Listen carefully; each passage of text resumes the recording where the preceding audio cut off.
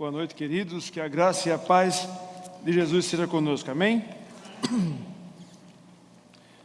Tem quem goste, mas para mim, particularmente, uma das coisas mais aterrorizantes que existe na face da terra é a tal da multidão. Tem quem pague para estar dentro dela. Multidão é essa aglomeração de indivíduos. Às vezes ela se dá em lugares pequenos, em lugares grandes, em lugares abertos, lugares fechados. Mas sempre que um monte de indivíduos se reúne, nós temos a capacidade de formar uma multidão. Uma multidão é diferente de uma multitude. Multitude faz tudo parecido, é um monte de gente reunido para fazer alguma coisa. Uma multidão é aquela quantidade enorme de pessoas que trafegam numa calçada ali na 25 de março, por exemplo. Aquela quantidade enorme de pessoas que de repente você encontra no shopping que você não encontra lugar para passar. Isso é uma multidão, indivíduos desconectados, reunidos no mesmo local, sem necessariamente estar debaixo do mesmo propósito. Dentro da multidão nós vemos esses indivíduos, e quando dois indivíduos se conectam, ali nós vemos acontecer um encontro. E sempre que acontece um encontro, alguém, ou melhor, as duas partes acabam sofrendo o impacto desse encontro. Quando nós encontramos pessoas, nós marcamos a vida dessa pessoa e muitas vezes somos marcados também por essas pessoas. É lógico que alguns desses encontros são mais marcantes, outros nem tão marcantes assim. Atribuem a Charles Chaplin, não sei se verdadeiramente ou não, as seguintes palavras: durante a nossa vida, conhecemos pessoas que vêm e que ficam, outras que vêm e passam. Existem aquelas que vêm, ficam e depois de algum tempo se vão. Mas existem aquelas que vêm e se vão com enorme vontade de ficar. Construímos as nossas histórias por meio dos encontros que nós vivenciamos. Encontramos pessoas, somos encontrados por pessoas e as nossas vidas são afetadas por esse encontro. Agora imagine você, se você tivesse a oportunidade de encontrar Jesus pessoalmente, em sua forma humana e corpórea. Sem dúvida nenhuma, a sua vida sofreria o impacto desse encontro.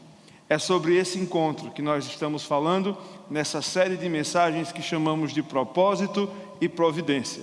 Jesus nunca encontrou alguém por acaso. Hoje nós vamos ver o encontro de Jesus com 3 pessoas, narrado no Evangelho de Lucas, capítulo 22, que eu peço que você abra nesse instante. Vamos ler a partir do versículo 47 até o versículo 54. Se você não trouxe a sua Bíblia, vai poder acompanhar a projeção aqui na lateral da plataforma. Diz assim a palavra de Deus. Falava ele ainda quando chegou uma multidão, e um dos 12, o chamado Judas, que vinha à frente deles, aproximou-se de Jesus para o beijar. Jesus, porém, lhe disse: Judas, com um beijo traz o Filho do Homem? Os que estavam ao redor dele, vendo o que ia suceder, perguntaram: Senhor, feriremos a espada? Um deles feriu o servo do sumo sacerdote e cortou-lhe a orelha direita. Mas Jesus acudiu dizendo: Deixai, basta. E tocando-lhe a orelha, o curou. Então, dirigindo-se Jesus aos principais sacerdotes, capitães do templo e anciãos que vieram prendê-lo, disse: Saístes com espadas e porretes como para deter um salteador? Diariamente, estando eu convosco no templo, não pusestes a mão sobre mim. Esta, porém, é a vossa hora e o poder das trevas. Então, prendendo-o, o levaram e o introduziram na casa do sumo sacerdote. Pedro seguia de longe. Vamos orar? Pai, nós te agradecemos pela tua palavra, te louvamos porque podemos estar aqui juntos hoje para ouvir aquilo que o Senhor tem a nos ensinar. Que o teu Santo Espírito traga as nossas mentes e o nosso coração até esse local para que possamos entender aquilo que o Senhor tem para nós. Que o Senhor possa falar por meio do teu servo. É assim que nós oramos em nome de Jesus. Amém. O Evangelho de Lucas é marcado pela divisão que nós poderíamos fazer, um pouco artificial, entre 2 atos. A partir do momento em que Jesus volta para Jerusalém, quando os discípulos reconhecem que não estão diante de um homem qualquer, mas começam a perceber que estão diante do Messias que eles tanto esperavam, nós vemos uma virada nessa história. E Jesus entra em Jerusalém. Você deve ter visto já essa cena em algum lugar na sua vida. Jesus entra em Jerusalém montado num jumentinho e é saudado por aquela multidão com ramos de palmeira. Quem nunca viu essa cena em alguma reprodução da Paixão de Cristo? Ali nós estamos diante de uma virada na história do ministério de Jesus, porque ali oficialmente Jesus começa a caminhar para os seus últimos instantes. Ali se aproxima o momento do seu calvário, da sua morte e da sua ressurreição, o ápice do seu ministério. E Jesus entra então saudado por aquela multidão de judeus em Jerusalém, onde ele era reconhecido como aquele Messias político. Aquele povo esperava um libertador que finalmente ia romper com Roma, ia finalmente trazer de volta a liberdade política de Israel. Aquelas pessoas olharam para Jesus, cheios de esperança. Muitos entendiam que se tratava de um Messias diferente, mas boa parte daquele povo que se reunia naquela caminhada de Jesus no jumentinho, esperava esse libertador político. E as autoridades de Israel, sabendo do que se tratava, sabendo que aquele povo desde muito tempo esperava essa libertação, esse tipo de revolução que esse líder que um dia viria traria, fica então de orelhas em pé. Começa então a entender que precisava tomar algum tipo de providência mais dura contra o ministério de Jesus. E você vai começar a ver a partir do capítulo 20 uma série de tramóias, de artimanhas que os escribas, os homens da lei, os fariseus estavam tramando para encerrar, para acabar e prender Jesus mesmo, e se possível, como eles conseguiram até mesmo matá-lo. E eles adotam algumas estratégias para tentar fazer Jesus se enredar com as suas próprias palavras.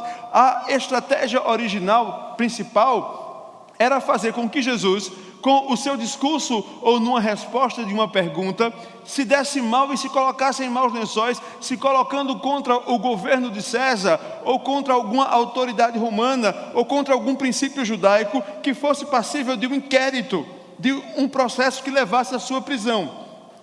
E é esse o estratagema que os inimigos de Jesus começam a estabelecer para pegá-lo em más palavras. Então o que é que eles fazem? Eles implantam um tipo de X9, um tipo de agente duplo, onde Jesus estava.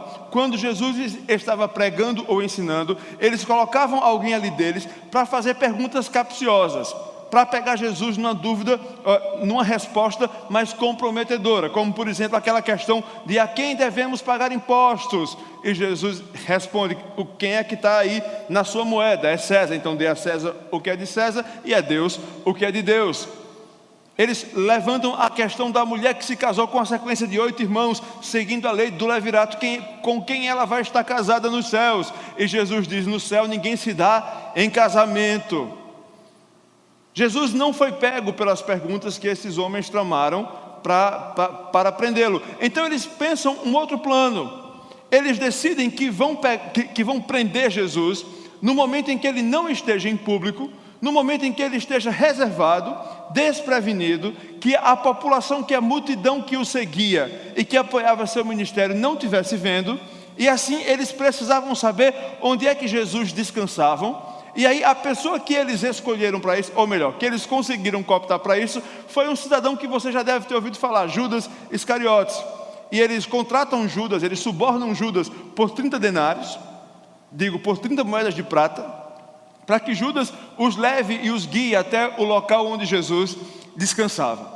Então estava tudo armado, estava tudo pronto para que na noite de Páscoa, numa das noites comemorativas de uma festa mais importante para o povo judeu, ali aconteceria a prisão de Jesus. Por que numa noite de Páscoa? Motivos proféticos e soberania divina, um pouco à parte, era a ocasião ideal, porque os judeus estavam todos em casa, celebrando com as suas famílias a festa dos pães asmos. Então não haveria ninguém na rua para causar tumulto e defender Jesus. Então o que é feito? Aqueles homens se reúnem na Torre Antônia, uma torre que ficava do lado oriental de Jerusalém, e ali é reunida uma tropa mista, uma tropa que contava com uma espécie de polícia religiosa que fazia parte do templo, e também estava misturada com a polícia romana. Essas pessoas, juntas com outros curiosos e outros desafetos que não queriam que Jesus continuasse o seu ministério, se reuniram e saíram em marcha em direção ao Getsêmani para encontrar Jesus. Do lado de Jesus, as coisas também estavam caminhando para o mesmo momento. Jesus havia reunido os seus 12 discípulos e ali os preparava para os seus últimos instantes. Ele ensinava as suas últimas palavras, e é um dos exercícios devocionais mais ricos que nós podemos fazer, é justamente olhar ali os últimos momentos de Jesus com os discípulos nos 4 evangelhos, porque você tem em mente que ali você tem uma mente perfeita, brilhante, ensinando tudo aquilo que ele considera o mais importante nos seus últimos momentos, que deveria ser lembrado por aqueles homens. É nesse contexto, por exemplo, que Jesus ora e faz aquela oração que nós conhecemos como oração sacerdotal de Cristo, que está registrada em João capítulo 17. É nesse momento também que Jesus ensina que a partir de agora eles sofrerão algumas aflições e que eles não devem temer. E nessa última conversa que Jesus tem com esses homens enquanto ceavam, é nesse momento que Jesus ensina o sacramento da ceia do Senhor, fala do pão e do vinho. É nesse momento pintado por Leonardo da Vinci de maneira tão magistral, naquela cena clássica que todo mundo conhece, dos 12 à mesa e Jesus no meio, que Jesus avisa para aqueles homens que dentre eles sairá o traidor. Sairá aquele que o entregará aos seus inimigos, aos seus assassinos. Eu gosto sempre de imaginar a sensação e como as coisas aconteceram na realidade dos fatos. Imagina que você fosse um dos 12 discípulos e que você não fosse Judas, porque para Judas era muito fácil, ele só tinha que fazer cara de certinho, né, fingir que não era com ele e está tudo bem, porque ele sabia que ele era o traidor. Mas os outros 11, como assim dentre nós sairá aquele que vai trair o nosso mestre? Tem que ser muito dissimulado para conviver com a gente esse tempo todinho e não ter dado a entender que seria o traidor. Talvez alguém deve ter olhado assim para Bartolomeu, que não é muito falar, né? Rapaz, Bartolomeu tem todo o jeito de que é traidor, né? Ele sempre andou diferente, ele fala pouco, talvez é Tomé, porque Tomé é duvidoso, deve ter duvidado. Se estabeleceu ali aquele momento de insegurança entre os 12. E aí acaba aquele jantar, Judas sai de fininho, some da companhia dos discípulos, e Jesus então sai do cenáculo que ficava em Jerusalém, vai caminhando para o Monte das Oliveiras. Nesse caminho ele passava por um lugar chamado Ribeiro de Cedron, que não era cheio o ano inteiro, ele só enchia no inverno e formava um certo tipo de riacho. E Jesus vai passando por ali com eles e continua a lhes ensinar nessa caminhada, vai falando que as coisas vão ficar mais difíceis. Lembra quando eu disse a vocês que fossem pregar sem alforge, sem nada de reserva? Pois então, faltou alguma coisa? Não. Agora vocês vão passar pela mesma situação e não temas. Alguém aqui tem alguma espada? Tem 2, ok, é o suficiente, vocês vão precisar dessas espadas. Jesus vai dando ali as últimas instruções aos seus seguidores, aos seus 11 discípulos, já que Judas tinha dado uma saidinha. Jesus então, João conta isso, né? Lucas não conta isso, mas João é uma outra passagem paralela muito rica desse momento. João capítulo 18, João conta que Jesus sobe para o Monte das Oliveiras para orar com João, né, e com Pedro. E eles vão orar lá em cima, os outros ficam lá embaixo. Depois eles se reúnem e Jesus começa a ficar muito angustiado, começa a orar pedindo a Deus que por aquele momento tão especial. Ele chega a suar gotas de sangue, né? Ele sabe que está se aproximando ali a sua grande missão na terra. Os seus discípulos sentem que existe algo acontecendo. Não era um dia, não era uma noite agradável. A tensão estava no ar, o lugar não ajudava. Uma noite fria na região da Palestina, fora da cidade, num jardim, a céu aberto, pouca luminosidade, vegetação fechada ao seu redor. As coisas estavam realmente caminhando para o momento que Jesus havia anunciado.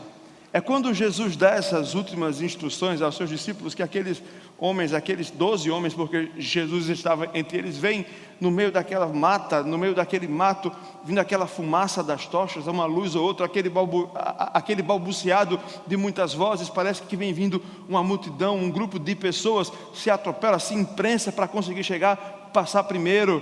E aí eles encontram naquela multidão que surge dentre as árvores, uma figura conhecida. Quem vem na frente é um dos 12. É Judas, o nosso tesoureiro. Ele vem na frente dessa multidão que chega, se aproxima de Jesus. E então Judas dá um beijo na face do Senhor, sauda como rabi.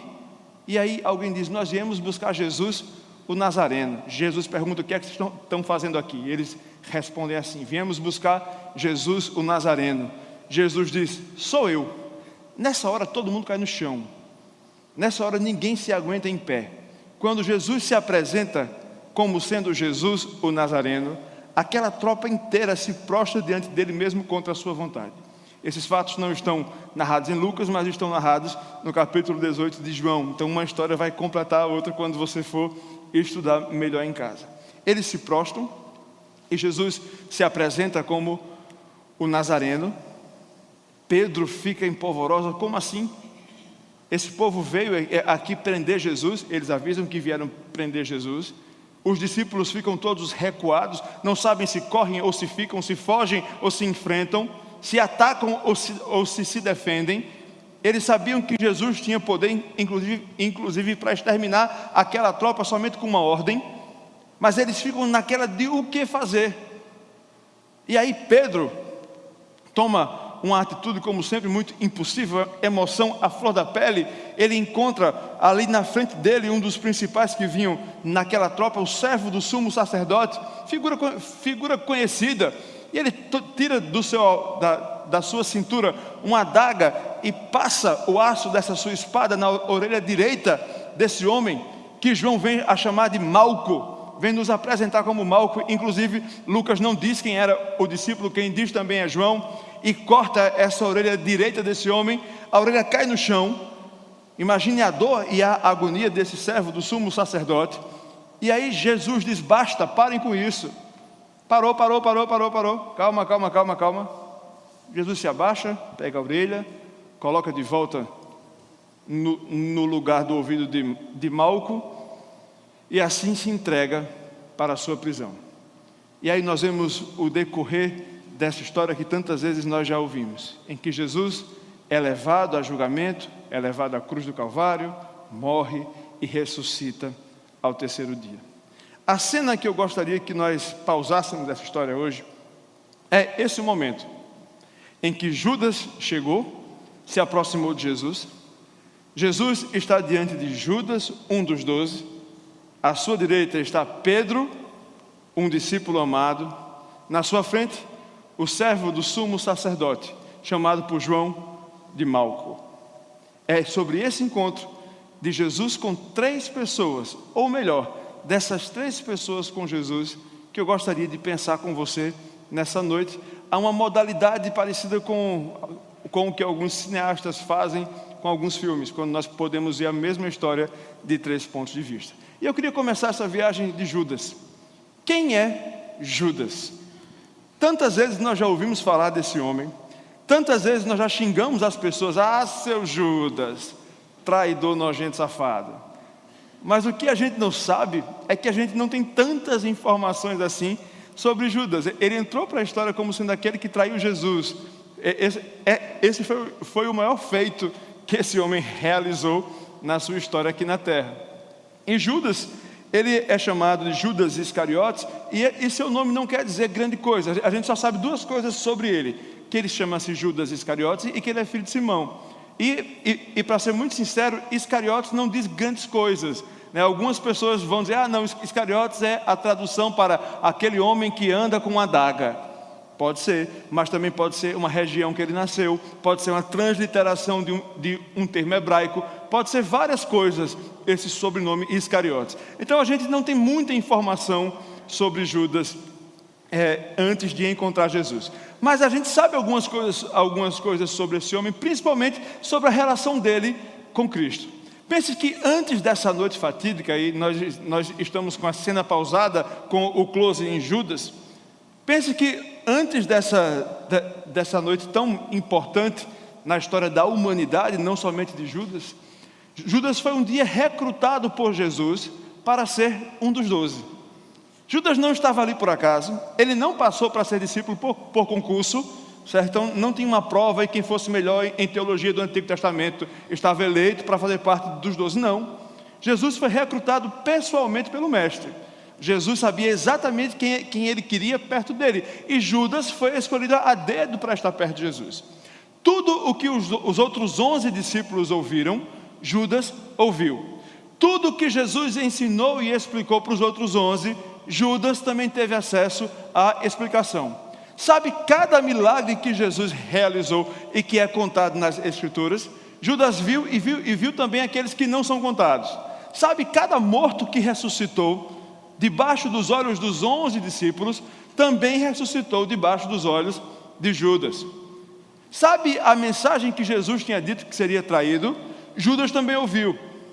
Esse homem teve todas as oportunidades que uma pessoa que anda com Jesus tem, Judas teve.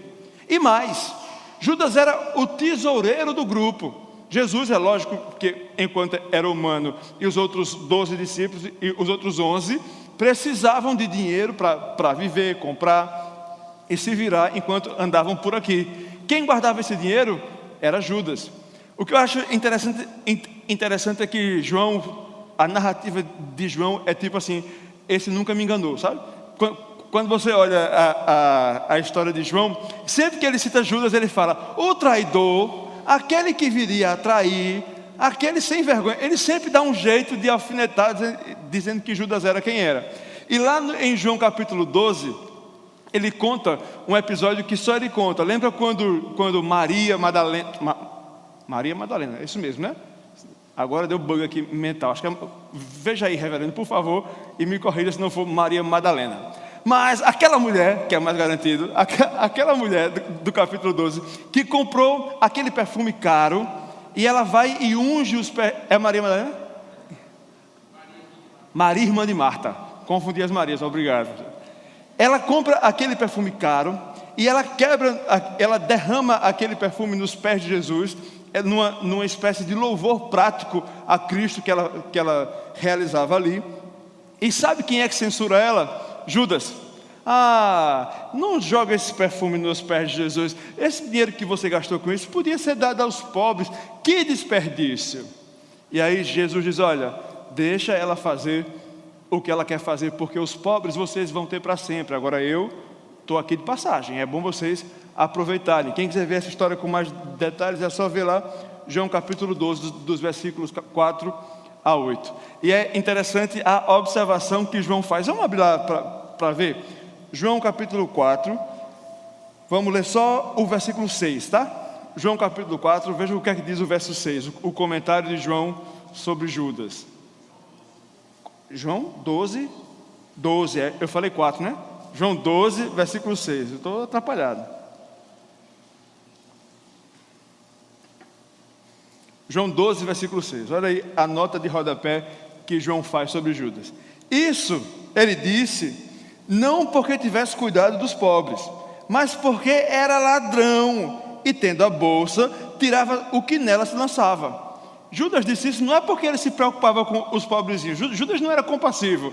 Ele era o tesoureiro, então para ele, quanto mais entrasse na bolsa e mais tivesse para ele tirar, melhor. João era vivo, sagaz, sabia que aquele homem ali tinha alguma coisa errada. Mas o fato que eu queria que você concluísse comigo agora é que realmente Judas era um homem que teve a oportunidade de experimentar tudo o que Jesus havia para oferecer naqueles 3 anos de ministério. É alguém que ouviu de Jesus, que andou com Jesus, viu Jesus fazer sinais e maravilhas, porém não conhecia Jesus. Faltava alguma coisa naquela relação para que aquilo que ele visse fosse internalizado. E eu gosto muito daquilo que o breve Breve Catecismo de Westminster fala sobre o que é o arrependimento para a vida. Eu entendo que o que acontece aqui com Judas é justamente que não acontece essa mudança de chave, essa ficha não cai, chamada arrependimento, regeneração. Veja o que é que diz o Breve Catecismo nessa pergunta na página 87, quem tiver depois pode olhar. Diz assim: arrependimento para a vida é uma graça salvadora pela qual o pecador, tendo um verdadeiro sentimento do seu pecado e percepção da misericórdia de Deus em Cristo, se enche de tristeza e de horror pelos seus pecados, abandona-os e volta para Deus, inteiramente resolvido a prestar-lhe nova obediência. Isso tem tudo a ver com o que o próprio Jesus diz lá em Mateus capítulo 3, versículo 8, quando ele exorta: produzir, pois, frutos dignos de arrependimento. É essa a diferença entre alguém que anda com Jesus, feito Judas, mas está pronto a traí-lo na hora que der na telha, porque não teve uma experiência real, e alguém que é nascido de novo em Cristo Jesus e que conheceu quem é realmente Jesus. O que falta em pessoas como Judas é a experiência do arrependimento, da conversão, da mudança de propósito. Não é que Judas, se tivesse se convertido, ou se eu, quando eu me converti, eu parei de pecar, não. Mas eu estou num constante movimento de pecado, confissão e arrependimento. Judas convivia com Jesus, mas não conhecia Jesus. Não conhecia o que era viver em Cristo. Tantas e tantas e tantas vezes somos nós que andamos de maneira tão parecidas com Judas. Ninguém quer ser chamado de Judas. Não pense que eu gostaria disso também. Mas tantas vezes nós andamos perto de Jesus como se não tivéssemos conhecido Jesus. Tantas vezes nós achamos que temos acesso a Cristo, a Deus por meio de Cristo, somente pela convivência com as coisas de Cristo, mas ainda não experimentamos o arrependimento verdadeiro que gera vida no ser humano. Qualquer pessoa que olhasse para Judas diria: não, ele é um dos 12. Mas nesse encontro proposital, ocasionado por Deus, ficou claro para todos os outros 11, para a multidão e para o próprio Judas, que alguma coisa estava errada naquela relação, que não havia arrependimento. Quando nós olhamos para Jesus, a nossa relação com Jesus também é colocada em xeque. Naquele encontro, estava em xeque a relação de Judas e Jesus. Do outro lado, Judas ali ficou. Pegue a sua câmera e você pode fechar agora o close em Pedro. Na mesma situação, a tropa ali atrás, o barulho ainda estava presente.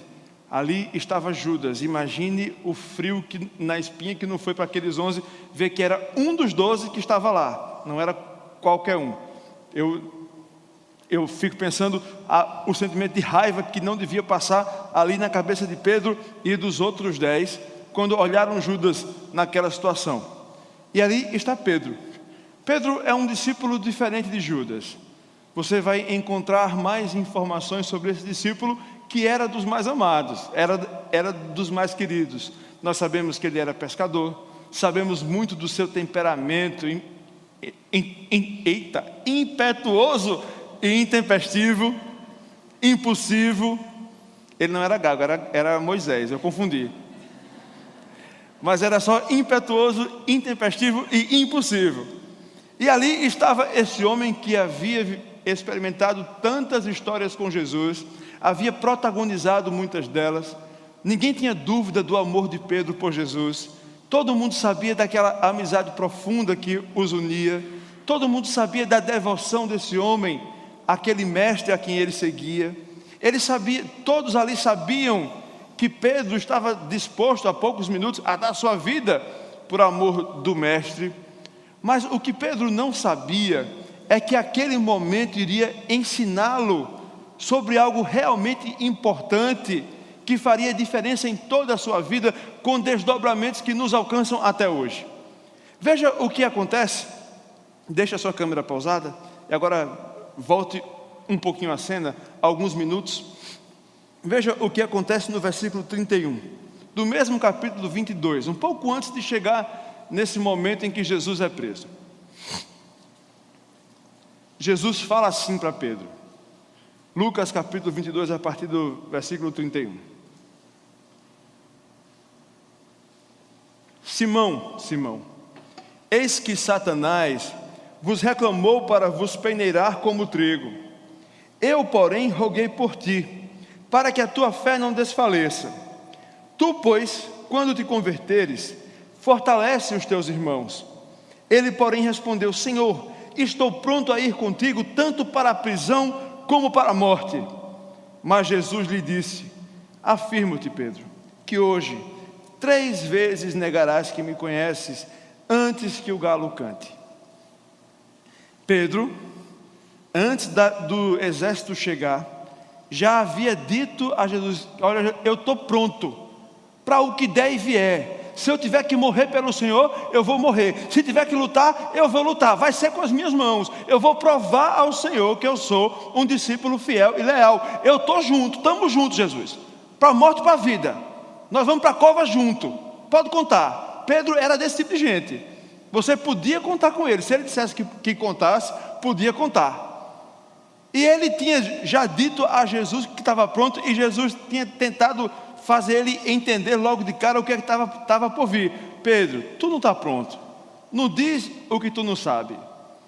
Fique sabendo que ainda hoje, antes do galo cantar, antes do dia nascer, você vai me negar 3 vezes, Pedro. Sabe por quê?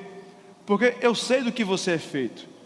Jeremias sabia do que você é feito. Lembra o que é que Jeremias diz no capítulo 17, no versículo 9? Enganoso é o coração do homem, mais corrupto do que todas as coisas. Quem o conhecerá? Nem você se conhece, Pedro. E sabe de uma coisa? Não é pela sua própria força, não é pelo seu senso de justiça, não é pela sua lealdade. Você precisa entender, Pedro, que o nosso relacionamento não está baseado em você, está baseado em mim. Nesse encontro, Jesus vai proporcionar esse aprendizado a Pedro. Ali está o seu mestre, há alguns minutos de ser preso. Eu gosto de pensar que naqueles minutos, Pedro traz à sua memória todos os bons momentos que ele desfrutou com Jesus. Lembre que Jesus já havia prevendo a sua morte há alguns dias, mas é como se Pedro negasse: esse dia não vai chegar. Mas o dia chegou.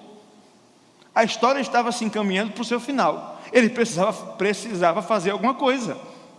E o que é que ele faz? Ele pega a sua espada e ele corta a orelha da primeira pessoa importante que ele vê na frente.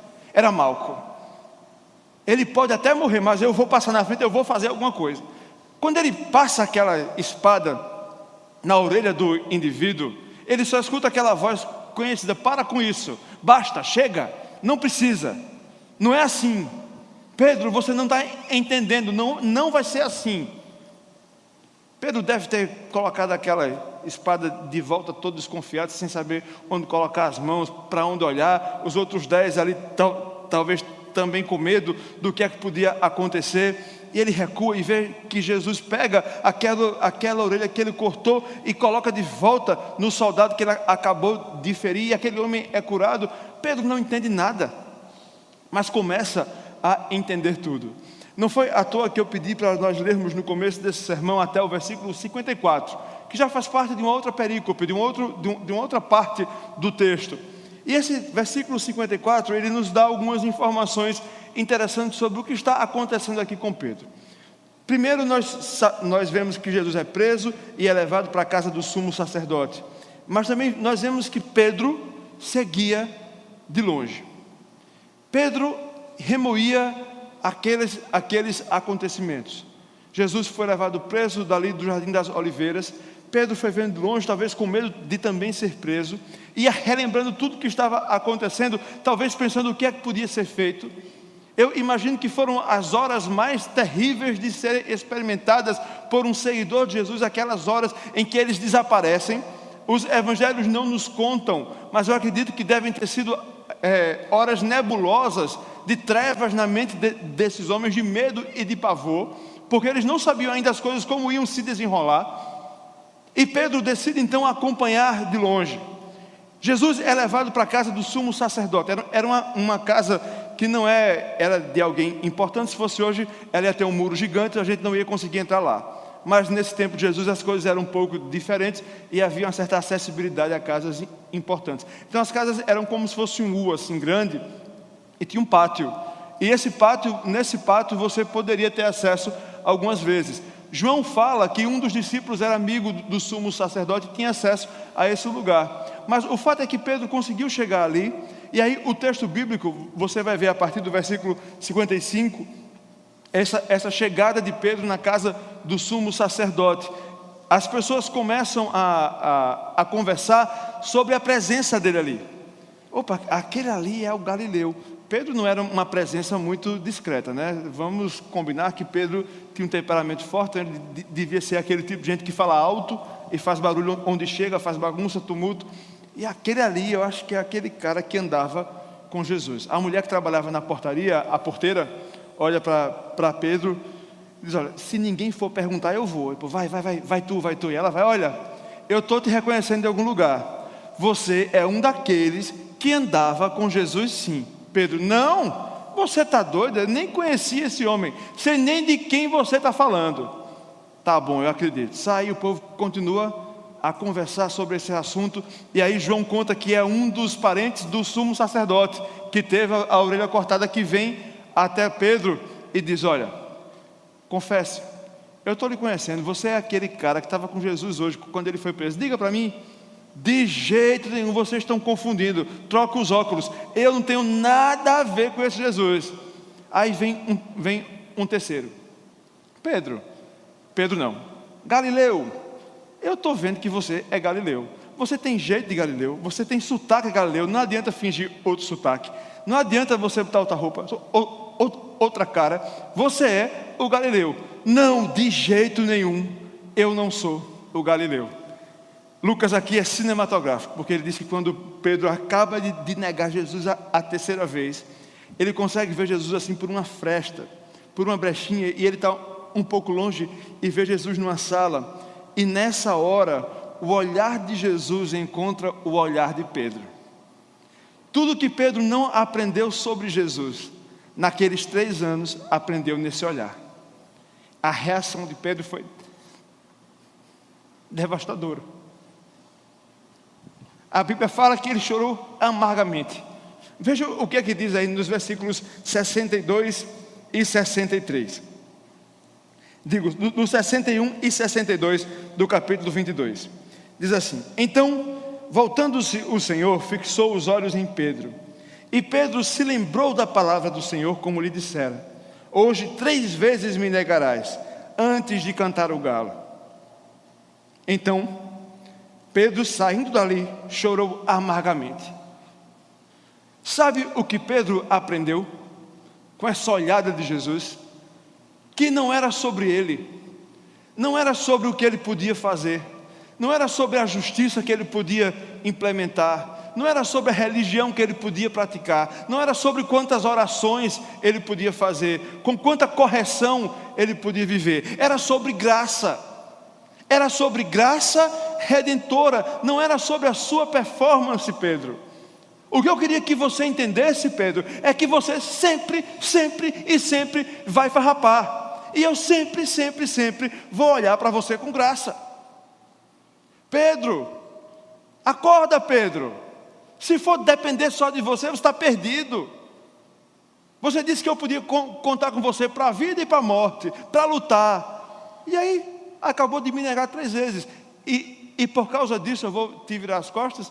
De jeito nenhum. É por sua causa que eu estou aqui também. Estou traduzindo o olhar de Jesus, é muita pretensão. Mas eu entendo que foi assim que Pedro, ao olhar Jesus ali, entendeu o que estava acontecendo e chorou amargamente. As consequências dessas lágrimas nós podemos ver nos Atos dos Apóstolos. O quanto Pedro se tornou um braço poderoso nas mãos de Deus, quando entendeu que não era por ele, que era apesar dele. Se tornou um dos principais plantadores de igreja no Novo Testamento. Até hoje nós desfrutamos do ministério de Pedro na pregação do Evangelho. Somos consequência do trabalho desse homem e do seu encontro com Jesus. Naquela mesma cena, Pedro, o intempestivo, Judas, o traidor, diante de Jesus, alguém que seria apenas mais um rosto nessa multidão. Alguém que Lucas nem se dá o trabalho de citar o nome, mas que João nos apresenta como Malco, o servo do sumo sacerdote. Eu gosto de imaginar os minutos antes daquele encontro, talvez as horas que antecederam aquele encontro. Malco estava na casa do sumo sacerdote e alguém disse: olha, Malco, é hoje. Nós passamos aí esses últimos dias todos fazendo acordo com Judas, conseguimos suborná-lo, ele vai nos levar até o lugar que os discípulos descansam, e nós vamos de madrugada porque o povo vai estar celebrando a Páscoa, não vai ter ninguém para causar confusão, e a gente vai prender ele. Anás não vai, nem Caifás, mas quem vai no lugar deles é você, Malco, tá bom? Então essa é a sua grande missão. Malco era um servo do sumo sacerdote. Ele tinha a função básica de ser um aprendiz. Ele era alguém que um dia seria também um sumo sacerdote. Era esse o objetivo da vida dele. Ele estava sendo preparado pelo sumo sacerdote para assumir essa função.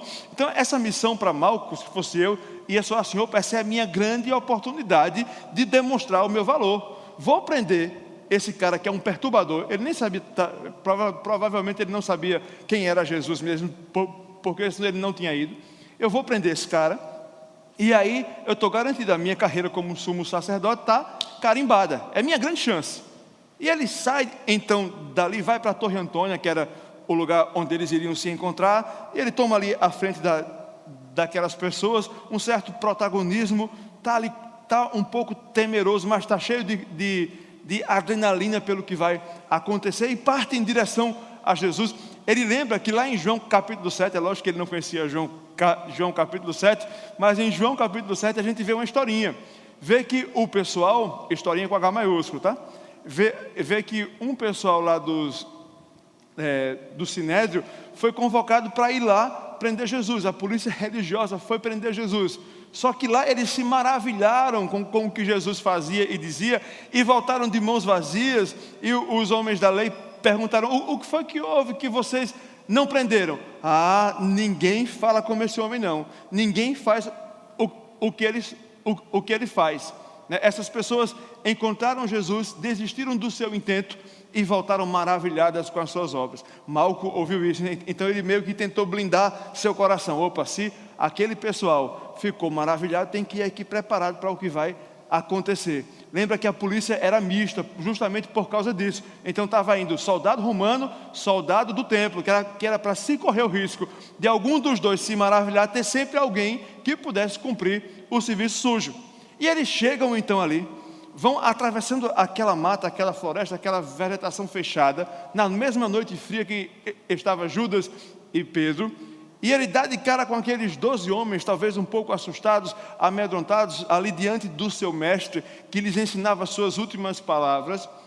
E ele se aproxima diante de Jesus. De repente ele sente as suas pernas fracas e se prostra diante do chão quando Cristo se apresenta como Jesus de Nazaré. Se levanta com dificuldade. E aí, quando está diante de Pedro, ele vê aquele homem com cara de pescador tirar uma faca, e ele só sente aquele aço gelado passar pela sua orelha.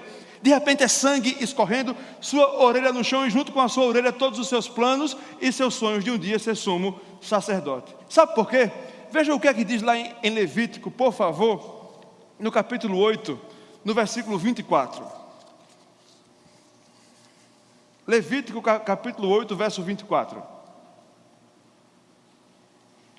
Que diz assim: também fez chegar os filhos de Arão, pôs daquele sangue sobre a ponta da orelha direita deles, e sobre o polegar da mão direita, e sobre o polegar do pé direito, e aspergiu Moisés o resto do sangue sobre o altar em redor. Se você quisesse ser sumo sacerdote, você tinha que passar pelo ritual que passavam os filhos de Arão. Você precisava receber na sua orelhinha direita um pouco de sangue do cordeiro que seria aspergido sobre o altar. Como Malco seria sumo sacerdote agora se ele não tinha mais orelha direita? Toda a sua vida, todos os seus últimos anos de aprendizado aos pés do sumo sacerdote foram por água abaixo. Não tinha mais com o que sonhar, não tinha mais como fazer projetos. Como é que ia ser o próximo ano, não havia mais esperança em termos ministeriais, digamos assim, para esse homem chamado Malco. Ele não via apenas uma orelha no chão, ele via todos os seus sonhos no chão. O que ele não esperava era o desenrolar dessa história. Foram segundos, e eu acredito que nesses segundos a vida dele inteira passou também pela sua mente. O que ele não esperava é que aquele homem que ele foi prender se baixasse diante dele, se levantasse com a sua orelha nas mãos, em algum momento os seus olhos se encontrassem. Naquele olhar ele viu algo além do que simplesmente retina, e aquela mão daquele homem vem até a sua cabeça ao lado direito, recoloca perfeitamente aquela orelha que havia sido cortada, a dor lancinante para, o sangramento estanca, e agora ele tem novamente uma orelha. Agora ele tem novamente a oportunidade de levar a sua vida adiante. Queridos, estamos falando mais do que simplesmente uma orelha e a oportunidade de ouvir ou de vir a ser um sumo sacerdote. Nós estamos vendo alguém, uma das poucas vezes em que Jesus realiza um milagre que alguém não pediu, que alguém não manifestou fé, e o último gesto milagroso de Jesus com alguém antes de ser preso e crucificado. Jesus demonstra, quando encontra Malco, toda a sua compaixão graciosa. Nós não sabemos se Malco veio a se converter, a se tornar um seguidor de Jesus, se veio a ser um frequentador de igreja. A tradição diz que sim. Mas nós sabemos que naquele dia, ele teve a oportunidade de encontrar a graça de maneira prática. A mesma graça redentora que Pedro estava conhecendo, estava diante de Malco, apresentada em forma de compaixão. Queridos, ninguém encontra Jesus e sai desse encontro incólume.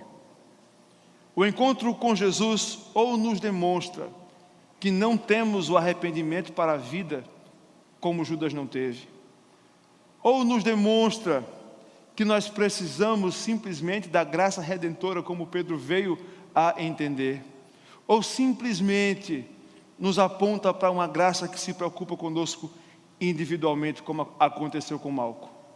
Para Jesus, aqueles 3 homens no meio de tanta gente não eram somente rostos na multidão, eram indivíduos com as suas histórias, sua necessidade, sua própria caminhada, a sua própria experiência com Deus. E Jesus trata cada um de acordo com a sua própria necessidade e peculiaridade. Por isso que os encontros com Jesus são cheios de propósito e providência, porque não são inócuos, trazem consequências. Eu não sei qual é o encontro com Jesus que você tem tido hoje, mas todas as vezes que nós abrimos a palavra de Deus, nós nos encontramos com Jesus. Não sei se hoje você se identifica com o encontro que Judas teve, não sei se você hoje se identifica com o encontro que Pedro teve, não sei se você hoje se identifica com o encontro que Malco teve. Se você ainda não entendeu o que é arrependimento, você tem boas chances de estar numa situação parecida com Judas. Se você ainda não atendeu que não é por você, é pela graça, você tem boas chances de estar numa situação parecida com Pedro. Se você veio aqui achando que é por acaso, você tem boas chances de estar sendo apresentado a essa graça que foi apresentada a Malco. Sabe qual é a conclusão que nós chegamos quando encontramos Jesus? É simplesmente que nós não podemos viver sem Ele. Veja os desdobramentos da vida de Judas, um homem que foi levado à própria morte, que cometeu a própria morte, se matou, logo depois movido pelo remorso. Mas veja as consequências na vida de Pedro, uma vida dedicada a Deus e ao Senhor Jesus. Que nessa noite, o nosso encontro com Jesus possa produzir bons frutos, como produziu na vida do seu discípulo Pedro. Que essa graça que nos alcança apesar de nós, possa mover a nossa vida em direção ao Pai.